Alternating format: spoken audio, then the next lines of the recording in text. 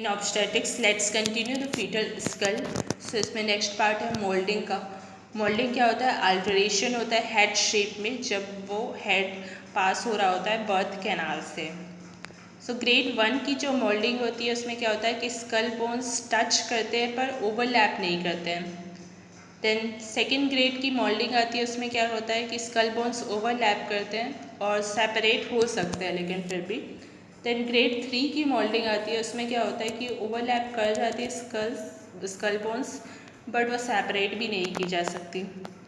Then some degree of moulding, कुछ degree जो है मोल्डिंग की वो नॉर्मल होती है, लेबर का एक पार्ट होती है, लेकिन अगर बोन्स ओवरलैप करती है तो फिर वो प्रॉब्लम होता है।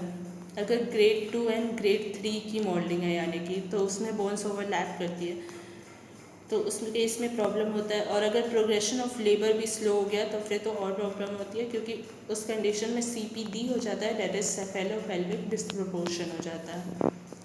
ना स्वेलिंग्स कौन कौन सी आ सकती है फीटल हेड में? तो एक तो कैपिड सक्सीडेनियम हो सकता है, दूसरा सेफेल हेमेटोमा हो सकता है। तो इसमें हम दो डायग्राम्स को देखते हैं। इसमें क्या है? फर्स्ट तो कैपिड सक्सीडेनियम है जो कि कलेक्शन ऑफ फ्लूइड होता है अबव द पेरिओस्टियम। सो इसमें डायग्राम में दिखाया गया है कि क्रैनियम है नीचे, उसके ऊपर पेरिओस्टियम है, फिर उसके ऊपर जो है स्कैल्प है। सो यहाँ पे जो स्कैल्प के जस्ट नीचे फ्लूइड कलेक्शन हो गया है, पेरिओस्टियम के ऊपर फ्लूइड कलेक्शन हुआ है। एंड सेपैल हेमेटोमा क्या होता है? कलेक्शन ऑफ ब्लड होता है, ब्लड का कलेक्शन हो जाता है below the periosteum.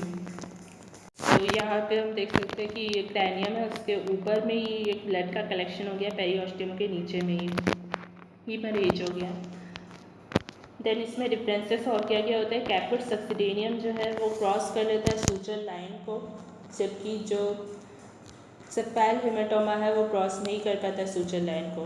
Then caput succedaneum oedematous swelling होती है above the periosteum, and cephalhaematoma blood का कलेक्शन होता है पेरिओस्टियम के नीचे। देन कैपिड सक्सीडेनियम हेड के स्टैगनेंट होने की वजह से होता है, एक ही जगह पे अगर हेड रह जाता है बेबी का लंबे समय तक तो उसकी वजह से होता है, क्योंकि उसमें वीनस रिटर्न फिर कम हो जाता है और वो ईडिमा को लीड करता है। देन सेफेल हेमेटोमा क्या होता है?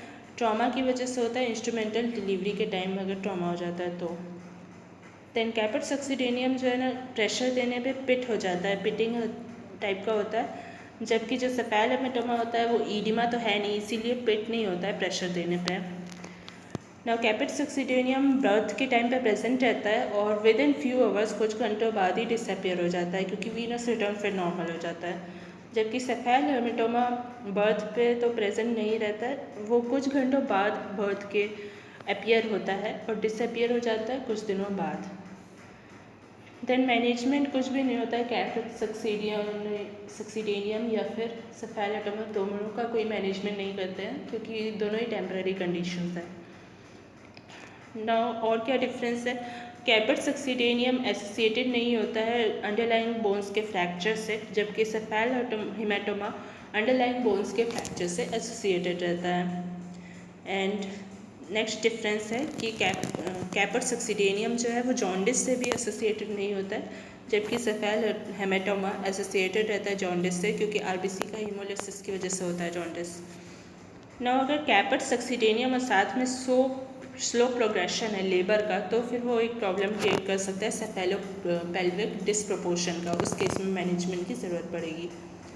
ना मेनिंगोसील से कैसे डिफ्रेंशिएट करते हैं सेफेल हेमेटोमा को? तो मेनिंगोसील में कफ इम्पल्स प्रेजेंट रहता है और ट्रांस इल्यूमिनेशन टेस्ट भी पॉजिटिव आता है, जबकि ये दोनों ही सेफेल हेमेटोमा में नहीं होता है, कफ इम्पल्स भी प्रेजेंट नहीं रहता है एंड ट्रांस इल्यूमिनेशन टेस्ट भी नेगेटिव आता है इसमें। सो ये था फीटल स्कल के बारे में। Thanks for watching.